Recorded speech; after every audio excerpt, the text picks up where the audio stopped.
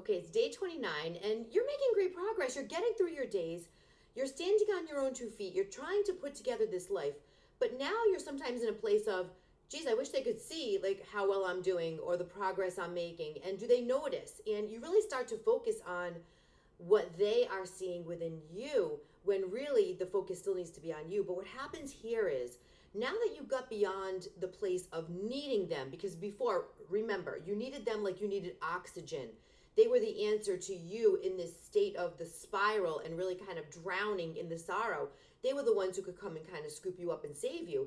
But now you saved yourself. Like you really did. You're getting through the process.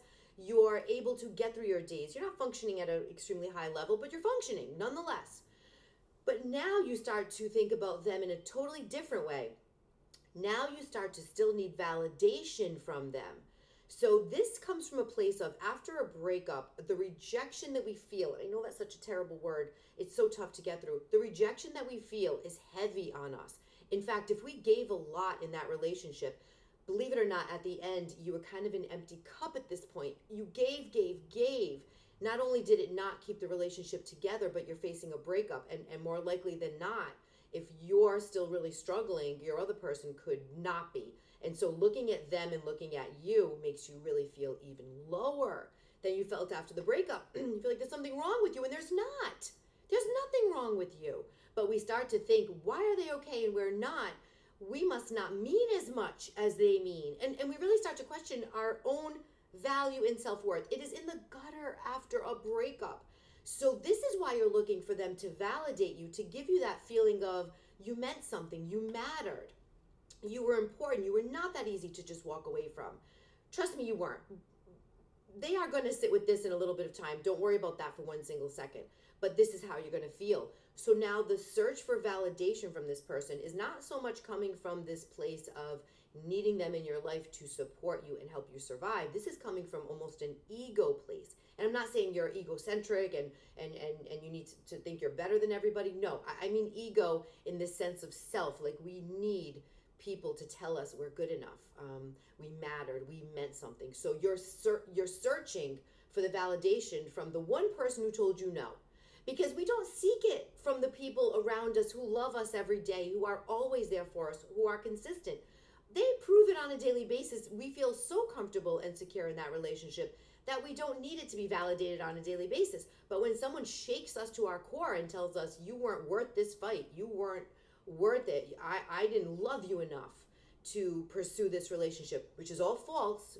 Please believe all these narratives that you hear are completely false. A breakup is 100% usually in the other person that broke up with you when they are feeling like you were bringing everything you could to the relationship and it wasn't quite enough for whatever they needed at that time. Most breakups are someone struggling with something internally that they just can't work through in a relationship, which you should be able to work through anything in a relationship. Your partner should be that person to carry you through, but some people really do exit because they don't feel like they can do that. So at this point, you really have to start saying to yourself, this breakup does not represent my value.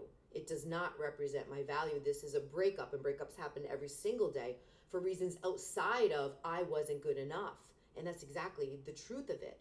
So stop looking to them because your ego is bruised at this point.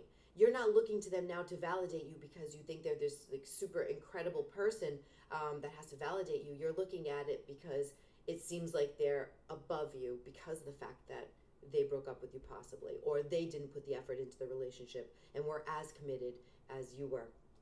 So this is where we start to rebuild our life, not only to regain an identity, but also to start getting our value back again. So when they take away our value, instead of going to them to seek it, again, we have to produce it for ourselves. And this is where you start to get into, taking classes of some kind, learning a new skill, taking a lesson of maybe a sport you wanted to learn, hanging out with different friends, giving yourself different life experiences, really creating this individual that you want to be now. Look at those things like we talk about, doing the full audit of your life. Where are you in that? Have you done anything to help yourself regain that value that was stripped away at the breakup? So today, really sit down and say, okay, I think I'm looking to be validated by them because they took away my value when they walked away. But I don't need them to value me. In fact, I don't even know if they're a high standing person to seek validation from, because usually they're not. So don't look to them to validate you anymore. Start to look in your inner circle, look at your friends, look at your family, look at the people who validate you daily, but you don't notice it because they never rejected you. Look to them because they're going to tell you who you are. They're going to let you know you're so loved, like you're so cherished, you are precious to us. We love spending time with you. We get happy when we see your face. We want to go out with you. So look at those people first and let them give you that validation that you're missing from your other person, and then start to develop that within yourself, because the road back from this very low place that we reach after a breakup is long and winding and so difficult. The road back is the road to self. It's the road back to you. So look at this road back to you, and what are you putting in this road for yourself? Are you taking care of your health and wellness? Are you, spending time with the family members who absolutely adore you? Are you reading something, learning something, volunteering your time? What are you doing daily to add to your own value? So because they took it away, don't seek it from them. Start to look at the people around you, because yours is almost too low right now to even feel any kind of self-worth. And I know that. I know that. So look to the people around you first, the people who really do love you, want to be with you daily, and then start to develop that in yourself. And once you start to recover from this and get to a place of, oh my God, I'm functioning every day, I'm learning new things, I'm meeting new people, I'm elevating myself. The level up is unbelievable. The boss up, the level up, whatever you want to call it. You are going to shoot right out of their league. I'm telling you this. Because if they jumped into something new specifically, there's not growth there. That's a very difficult thing to do, is to just keep going from one to another to another. There's no personal growth because your identity is always wrapped up in being a couple. Yours is going to be wrapped up in being you. So your identity is not working on couples things right now. Your identity is, who are you? Who are you in all of this? So where are you taking yourself? And are they going to be lucky to try to make their way back to you at some point? Lucky to sit at your table, because now you are, you're the rocket ship now.